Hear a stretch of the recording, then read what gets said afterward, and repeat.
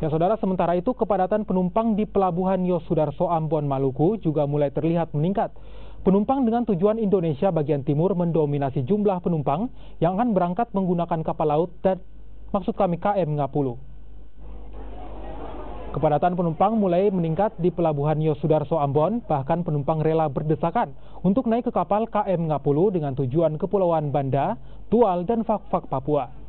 Berdasarkan data dari PT Pelni, hingga 7 hari jelang Idul Fitri, jumlah penumpang di Pelabuhan Yosudarso Ambon telah mencapai 10.000 penumpang yang akan berangkat.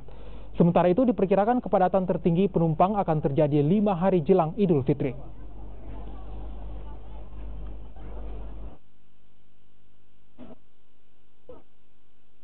Dari awal sampai sekarang yang naik, yang keluar dari Pelabuhan Ambon itu masih kurang lebih sekitar sudah melebihi dari 10.000.